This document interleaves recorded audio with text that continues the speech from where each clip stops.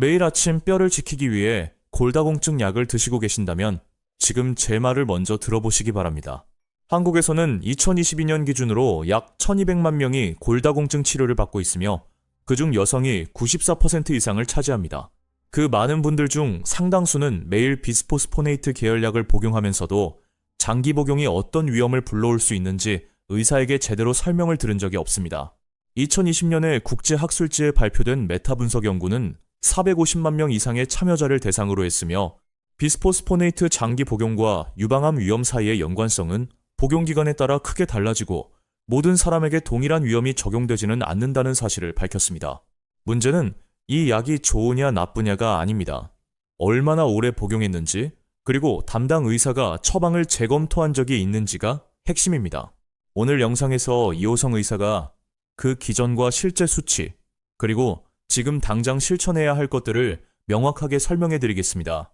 많은 한국 여성들이 겪고 있는 문제, 제가 데이터를 다시 살펴보면서 진짜 걱정스러웠던 부분은 위험 수치 자체가 아니라 그 위험이 복용 기간에 따라 균등하지 않다는 점이었습니다.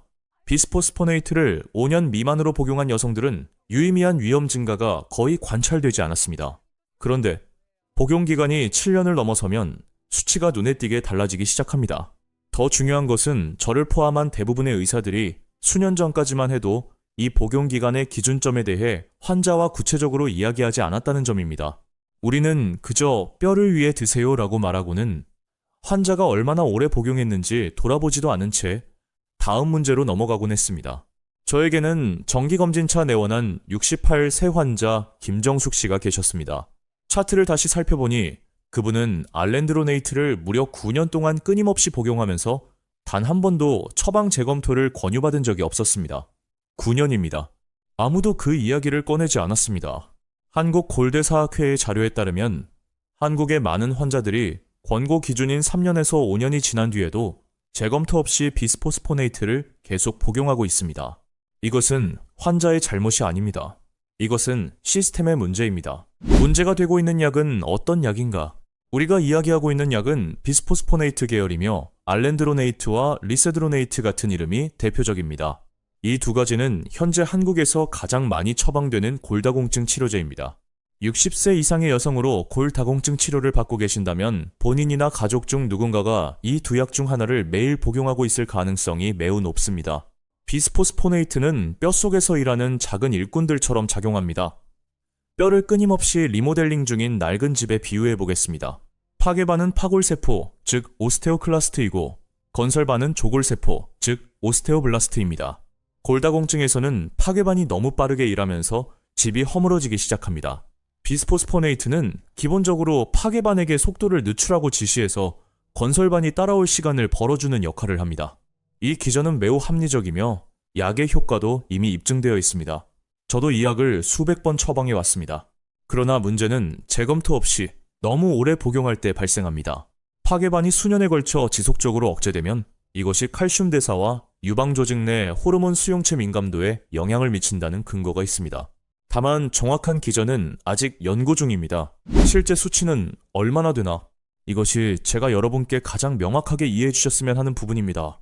비스포스포네이트를 복용하지 않는 평범한 70세 한국 여성의 향후 10년 내 유방암 발생 위험은 약 3.5%입니다. 즉 100명 중 약 3명에서 4명이 유방암 진단을 받게 된다는 뜻입니다. 비스포스포네이트를 7년 이상 연속 복용할 경우 이 위험은 약 4.6%로 높아질 수 있습니다.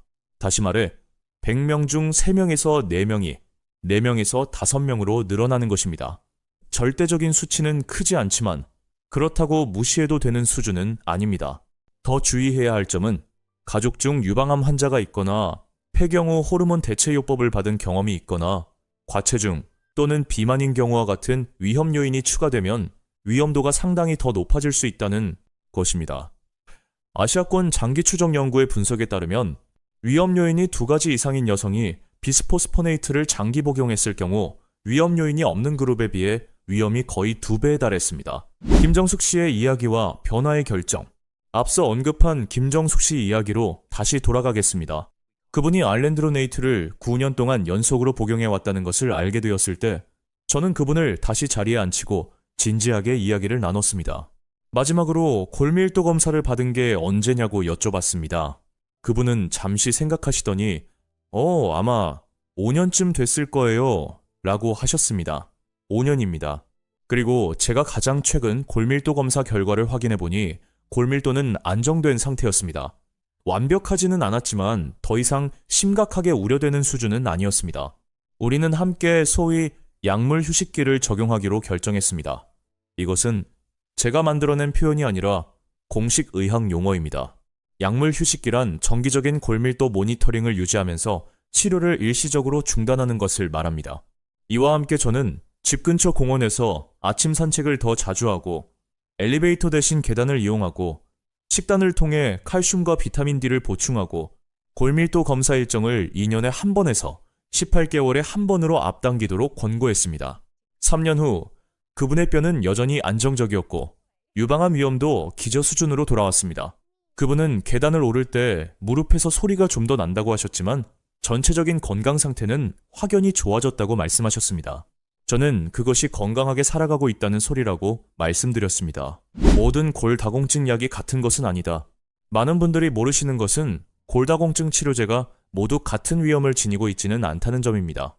연구에서 주로 문제가 된 것은 경구용 비스포스포네이트를 장기간 복용한 경우입니다. 하지만 다른 선택지도 있습니다. 데노수맙, 프롤리아라는 이름으로 알려진 약은 6개월에 한 번 맞는 주사제로 작용 기전이 전혀 다릅니다. 한국에서 데노수맙은 현재 골다공증 치료제 시장의 약 40%를 차지하고 있으며 10년 추적 관찰에서 유방암 위험 증가를 보여주는 데이터는 없습니다. 특히 비스포스포네이트를 오랫동안 복용하신 분들에게 충분히 고려해 볼 만한 선택입니다. 그 외에도 랄록시펜이 있는데 흥미롭게도 이 약은 골다공증을 치료하면서 동시에 유방암 위험을 줄이는 데 도움이 될 수 있습니다. 랄록시펜은 선택적 에스트로겐 수용체 조절제, 즉 SERM 계열에 속합니다. 가장 쉽게 이해하는 방법은 이 약이 스마트 열쇠처럼 작동한다는 것입니다.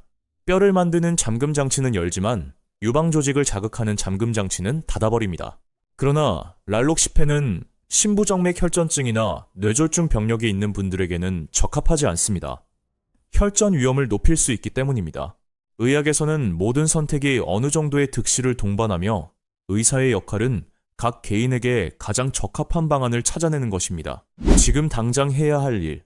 우선 당황하거나 약을 스스로 끊지 마십시오. 이것이 제가 가장 강조하고 싶은 부분입니다. 의사의 감독 없이 비스포스포네이트를 갑자기 중단하면 반동성 골소실이 생길 수 있습니다. 즉, 약을 시작하기 전보다 뼈가 더 빠르게 약해질 수 있습니다. 무거운 선반을 잡고 있다가 갑자기 손을 놓아버리면 모든 것이 한꺼번에 무너지는 것과 같습니다. 지금 해야 할 일은 한 달 이내에 의사와의 진료 일정을 잡는 것입니다. 진찰실에 들어가면 물어보려던 것을 금방 잊어버리기 쉽기 때문에 이 질문들을 미리 적어서 가져가시기 바랍니다. 첫 번째 질문, 이 약을 복용한 지 얼마나 됐나요? 두 번째 질문, 마지막으로 골밀도 검사를 받은 것은 언제이고 결과는 어땠나요? 세 번째 질문, 저에게 유방암 위험 요인이 있나요? 네 번째 질문, 저에게 더 적합한 대체약이 있나요? 다섯 번째 질문, 약물 휴식기를 시도해보는 것이 좋을까요? 의료 시스템이 솔직하게 말하지 않은 것. 이 말씀을 드리면 제약업계 일부분들의 기분이 좋지 않을 수도 있겠지만 솔직하게 말씀드리겠습니다. 대부분의 의사들이 의문을 갖지 않고 비스포스포네이트를 장기 처방하는 이유는 그것이 우리가 배운 방식이기 때문입니다. 의학 자료들은 보통 장기 복용을 5년으로 정의합니다. 7년도, 9년도 아닌 5년입니다. 그 기준을 넘어서는 위험에 관한 데이터가 나오기 시작했을 때 그것은 크게 보도되지 않았고 하루에도 수십 명의 환자를 진료하느라 바쁜 의사들이 꼼꼼히 읽을 시간이 없는 의학 학술지에만 실렸습니다. 한국에서는 한국골대사학회가 2015년부터 비스포스포네이트 약물 휴식기에 관한 별도 지침을 발표해왔지만 실제 임상에서 적용되는 비율은 여전히 매우 낮습니다. 이것은 음모나 의도적인 은폐가 아닙니다. 이것은 큰 압박 속에서 운영되고 있는 의료 시스템의 현실입니다. 하지만 문제를 인식하는 것이 변화의 첫걸음입니다.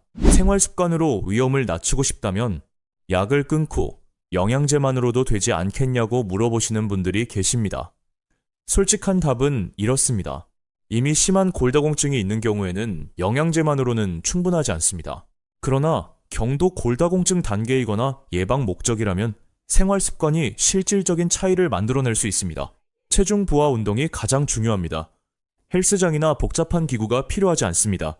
아침 30분 산책, 주말 등산, 공원에서의 아침 체조, 엘리베이터 대신 계단 이용. 이 모든 활동이 뼈에 자극을 주어 뼈가 자연스럽게 강해지도록 유도합니다. 칼슘과 비타민 D는 반드시 필요하지만 언급되지 않는 영양소가 하나 있습니다. 바로 비타민 K입니다. 비타민 K는 칼슘이 혈관벽에 쌓이지 않고 뼈라는 제자리로 향하도록 조율하는 교통경찰과 같은 역할을 합니다. 한국 식문화에서 비타민 K를 가장 잘 섭취할 수 있는 식품은 전통 방식으로 발효된 청국장과 된장, 오래 발효된 김치, 그리고 일부 치즈입니다. 청국장은 비타민 K가 특히 풍부하며 일본의 나토와 유사하지만 한국인의 입맛에 더 친숙합니다. 단백질도 빠져서는 안 됩니다. 아시아권 장기 추적 연구에서 단백질을 충분히 섭취한 고령자는 부족한 그룹에 비해 골밀도가 유의미하게 높았습니다. 권장량은 하루 체중 1, 킬로그램당 1, g에서 1.2 g의 단백질입니다. 몸무게 60kg인 여성이라면 하루 약 60, g에서 72g의 단백질이 필요하며 이는 점심에 고등어구이 한 토막, 저녁에 두부조림 한 그릇, 아침에 두유 한 잔으로 충분히 채울 수 있습니다. 한국의 일상식단에서 어렵지 않게 실천할 수 있는 수준입니다. 이호성 의사의 마무리 말씀. 저는 수백만 명의 여성들이 생명을 바꿀 수 있는 골절을 피하도록 도와온 약을 무서워해서 끊으라고 여기는 것이 아닙니다. 비스포스포네이트는 올바르게 사용할 때 좋은 약입니다. 그러나 여기서 올바르게라는 말에는 정기적인 재검토가 포함됩니다. 한없이 계속 복용하면서 돌아보지 않는 것은 올바른 사용이 아닙니다. 모든 환자는 본인만의 골밀도, 병력, 그리고 위험 수용 기준을 가진 고유한 존재입니다. 골다공증 약을 5년 이상 복용하고 계신다면 지금이 바로 의사와 함께 앉아서 이런 질문을 해야 할 때입니다. 계속 복용하는 것이 지금의 나에게 여전히 최선의 선택인가? 연구 속 평균적인 환자가 아니라 오늘의 나, 내 몸, 내 상황에 맞는 답을 찾으십시오. 이 영상이 도움이 되셨다면 골다공증 치료를 받고 있는 어머니나 언니, 가족들과 공유해 주셔서 확인해 볼 수 있도록 해주십시오. 더 많은 분들께 소개될 수 있도록 좋아요를 눌러주시고 다음 영상에서도 만날 수 있도록 구독해 주십시오. 궁금한 점이 있으시면 댓글로 남겨주시면 답변 드리겠습니다. 저는 이호성 의사입니다. 다음 영상에서 뵙겠습니다.